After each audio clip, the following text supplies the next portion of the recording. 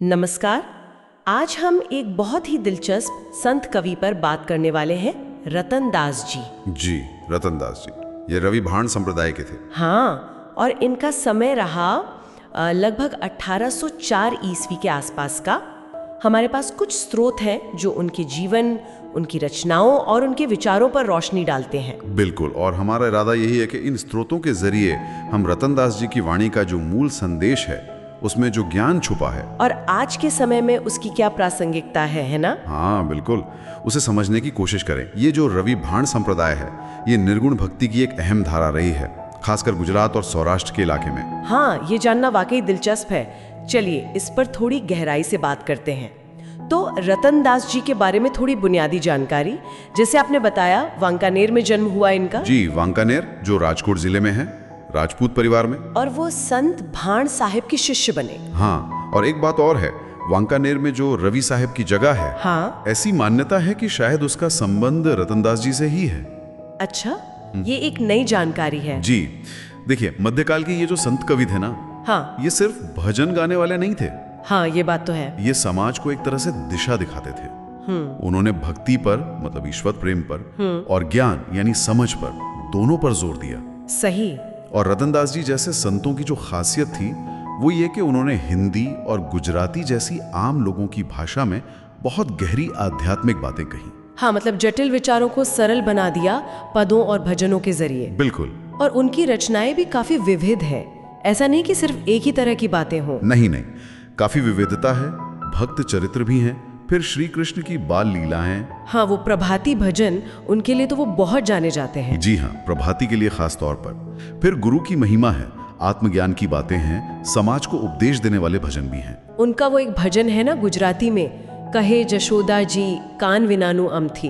हाँ, बहुत प्रसिद्ध है। उसका भाव कितना सुंदर है कि माँ यशोदा कान्हा के बिना कैसे रहें। उसमें कृष्ण की शरारतें भी हैं और माँ का प्यार भी। बिल्कुल, वही वात्सल्य भाव। और अगर हम देखें उनके या दूसरे संत कवियों के संदेश का जो सार है, हाँ, वो अक्सर सांसारिक जीवन की जो सच्चाई है और जो आध्यात्मिक रास्ता है, हाँ, उसके बीच एक संतुलन साधने की बात करते हैं। अच्छा। जैसे उनका एक और भजन है, बेलीडा बेदल नो संग न करिए। हाँ, ये मैंने सुना है। बेलीडा मतलब दोस्त। हाँ, मित्र। और बेदल मतलब जिसका मन सच्चा ना हो, दोगला हो। हाँ। तो वो कहते हैं कि ऐसे लोगों का साथ मत करो। अच्छा। इसमें वो कोयल और कौवा, हंस और बगुला ऐसी उपमाएं देते हैं। हाँ, ताकि समझ आ जाए कि असली क्या है और नकली क्या है। बिल्कुल, कि दिखावे के पीछे मत भागो, सत्य को पहचानो। और अगर हम इसे संत परंपरा की बड़ी तस्वीर में देखें तो ये वही बात है, बाहरी कर्मकांड से ज्यादा अंदर की सच्चाई, अंदर की पवित्रता पर जोर देना। ये बहुत महत्वपूर्ण बात है।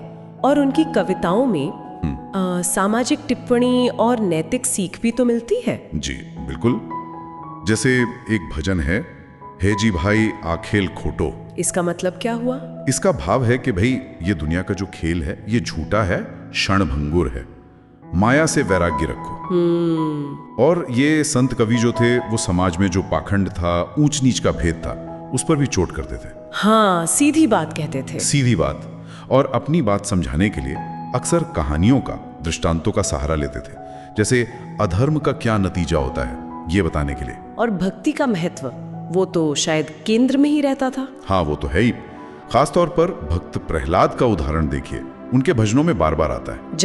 जैसे एवा तम आव्या विना, या फिर वारे वारे कहूँ छूरे हठीला प्रहलाद। इसमें वो प्रहलाद की कहानी है। हाँ, कि कैसे भगवान ने उनकी रक्षा की। जी, ये कथाएं यही बताती हैं कि ईश्वर पर अगर अटूट विश्वास हो तो ईश्वर स्वयं रक्षा करते हैं, उनकी कृपा मिलती है। और वो भजन, राम भजन बिन नहीं निस्तारा। हाँ, ये तो सीधा आह्वान है कि भक्ति के बिना उद्धार नहीं है। ये कथाएं ईश्वर में एक अटूट विश्वास दिखाती हैं। बिल्कुल। और यहीं पर ये सवाल भी उठता है, आज के समय में जहां इतने सवाल हैं, इतना शक है, हाँ, वहां इस तरह की जो अटूट आस्था है वो कितनी प्रासंगिक है, ये सोचने वाली बात है। बिल्कुल। तो अगर हम सार देखें, रतन दास जी एक कवि से बढ़कर थे, एक मार्गदर्शक। सही कहा। और उनकी खासियत ये थी कि उन्होंने भक्ति की मिठास, खासकर कृष्ण लीला का वो वर्मन, हाँ, वो वात्सल्य और शरारत, उसके साथ साथ समाज की जो कड़वी सच्चाइयां थीं, उन पर भी सीधी सादी भाषा में बात की। ये जो संतुलन है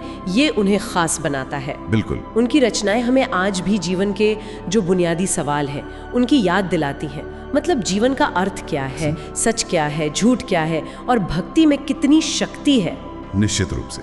और देखिए, संत कवियों का साहित्य पढ़ना या सुनना ये सिर्फ कोई पुरानी बात जानना नहीं है। हाँ, ये हमें हमारी जो सांस्कृतिक जड़ें हैं उनसे जोड़ता है, हमें अलग अलग दार्शनिक विचारों से मिलवाता है और इंसान के मन में जो हमेशा से सवाल उठते रहे हैं, हाँ, वो शाश्वत प्रश्न, जी, उनको समझने में मदद करता है। सही कहा। और जाते जाते श्रोताओं के लिए एक विचार छोड़ जाते हैं। जी। रतन दास जी जैसे संत कवियों ने जिस सरल सीधी भाषा और रोजमर्रा की जिंदगी से जुड़ी उपमाओं का इस्तेमाल करके इतनी गहरी बातें लोगों तक पहुंचाई, क्या वो तरीका आज भी, जब हमारे पास इतनी सूचना है, इतनी जटिलता है दुनिया में, क्या वो आज भी एक प्रभावी संवाद का, कम्युनिकेशन का एक मॉडल हो सकता है? सोचने वाली बात है।